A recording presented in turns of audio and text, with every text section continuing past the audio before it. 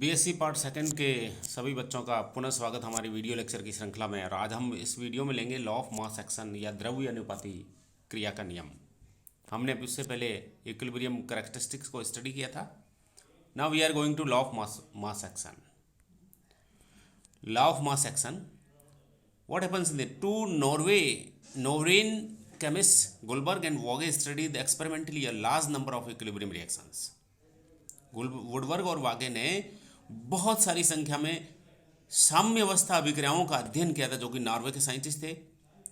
And in 1864 में they postulated a generalization called as law of mass action. Guldberg और Waage ने कई अभिक्रियाओं का अध्ययन किया जो कि वैज्ञानिक थे नॉर्वे के, और उन्होंने 1864 में एक जनरलाइजेशन दिया, प्रस्तुत किया। उसको कहते हैं लॉ ऑफ मास एक्शन या द्रव्य अनुपाती क्रिया का नियम। इट स्टेट्स दैट, क्या कहता है ये, इस नियम के अनुसार the rate of chemical reaction is proportional to the active masses of the reactants. Rate of chemical reaction is proportional to the active masses of the reactants. किसी भी अभिक्रिया की दर है वो उसके क्रिया कारकों के सक्रिय द्रव्यमान के गुणनफल के बराबर होती है। By the term active mass is meant the molar concentration means the number of moles per litre. सक्रिय द्रव्यमान यानी एक्टिव मास का अर्थ यह है कि मोलर सांद्रता या number of moles per litre, प्रति लीटर मोल्स की संख्या। It is express bye enclosing the formula of the substance in square bracket. और इसको किस प्रकार से व्यक्त करते हैं कि उसके फॉर्मूले को, पदार्थ के फॉर्मूले को स्क्वायर ब्रैकेट में रख करके इसको दिखाते हैं। जैसे मान लो ए कोई रिएक्टेंट है, तो इस प्रकार से स्क्वायर ब्रैकेट में हम इसको शो करेंगे, ये तो उसको रख करके हम एक्टिव मास को शो कर सकते हैं। Thus a gas mixture containing 1 gram of hydrogen and 127 gram of iodine per litre has concentration H2 is 0.5 and iodine is also 0.5. Now equilibrium concentration या इक्विलिब्रियम लॉ। अब ये लॉ ऑफ मास एक्शन है क्या, वो देखें। So let us consider a general reaction. एक सामान्य अभिक्रिया के बारे में बात करते हैं हम। ये सामान्य जो अभिक्रिया है वो है रिएक्टेंट से when A reacts with B, it will form C plus D, and again C plus D can react and form the product as A and B, which were the reactants. That means it is a reversible reaction.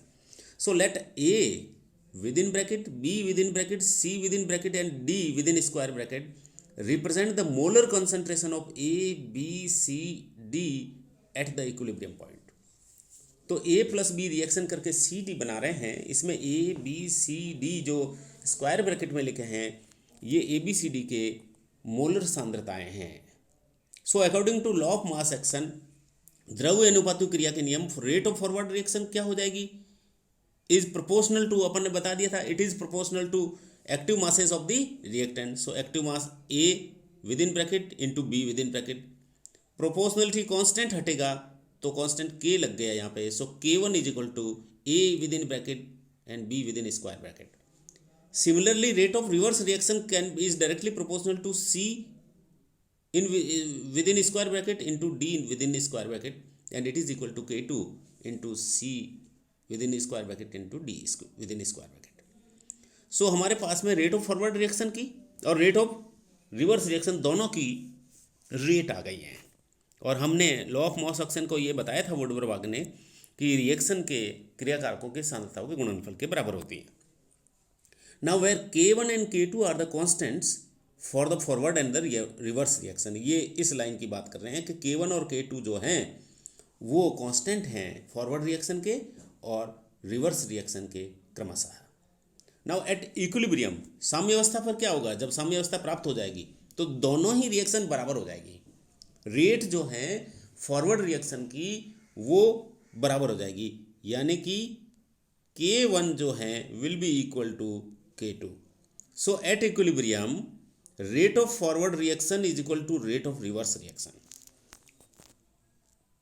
अग्र अभिक्रिया पश्च अभिक्रिया के rate के बराबर होगी। Therefore, तो क्या कह सकते हैं हम, इनकी वैल्यू लिख देंगे। तो आसानी से हमने वैल्यू रख दी इसकी, K1 into A into B is equal to K2 into C into D, ये इक्वेशन आ गई हमारे पास। And K1 upon K2 is equal to, इसको इधर ले लिया, तो now what will happen, K1 upon K2 is equal to C within square bracket into D within square bracket upon A within square bracket into D within square bracket. तो इस प्रकार से K1 upon K2 का ये formula हमें प्राप्त हुआ, C into D upon A into B, active masses of C and D upon active masses of the A B. ये इक्वेशन नंबर हमने इसको 1 दे दिया। At any specific temperature K1 upon K2 is constant, किसी एक ताप विशेष पर K1 और K2 दोनों नियतांक होते हैं, स्थिरांक होते हैं। क्यों? Since both K1 and K2 are constant, क्योंकि यदि K1 K2 दोनों ही कांस्टेंट है। The ratio of K1 and K2, K1 upon K2 is called equilibrium constant, और इन दोनों का जो रेशियो है K1 K2 का, उसको इक्विलिब्रियम कांस्टेंट कहते हैं।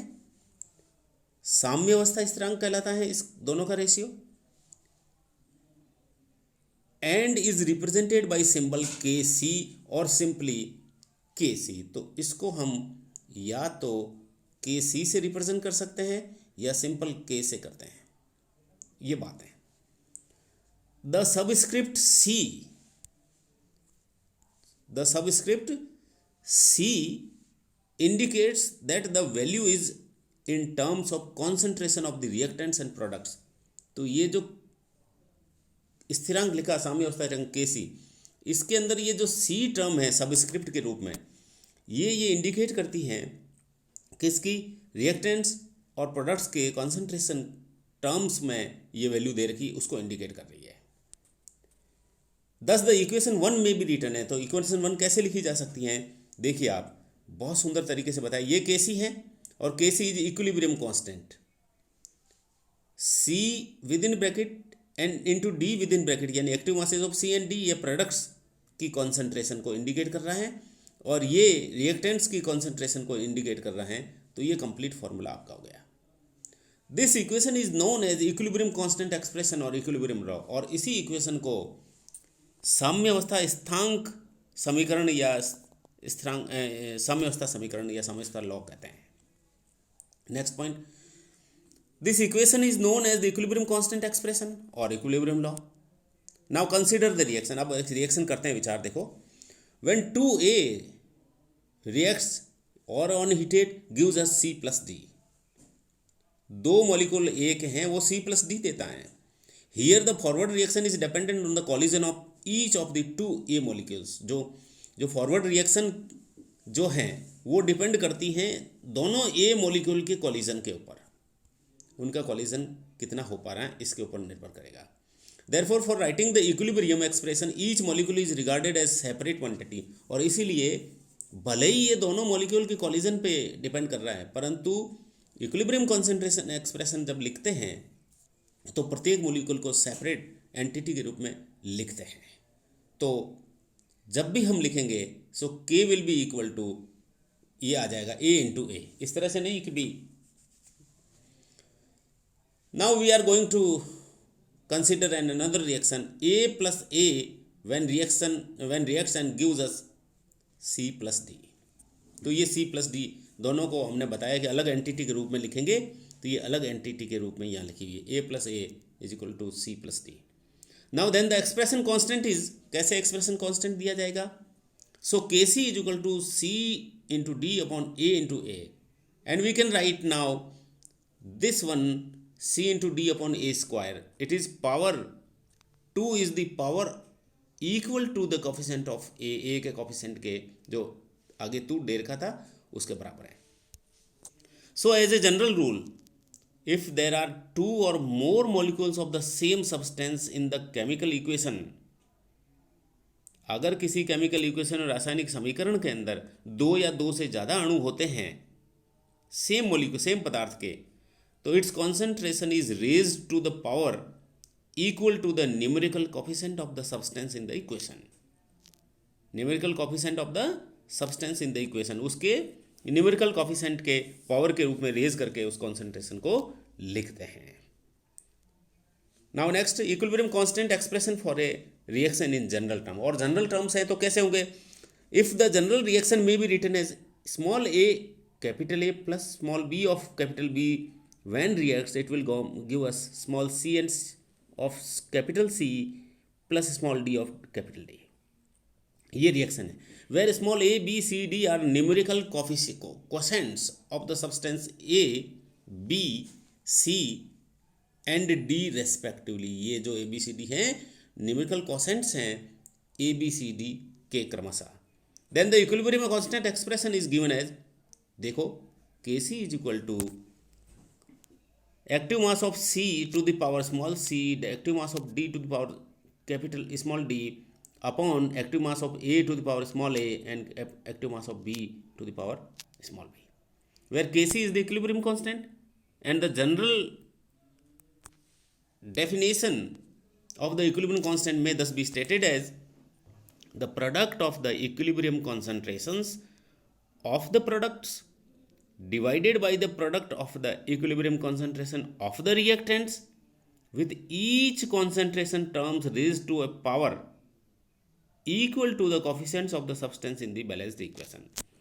तो संतुलित समीकरण में जो कोफिशिएंट्स हैं उससे रेज करके पावर में इंडिकेट करते हैं, उसके द्वारा दी जाती हैं। तो इस प्रकार से हमने ये लॉ ऑफ मास एक्शन को पढ़ा, एंड थैंक यू।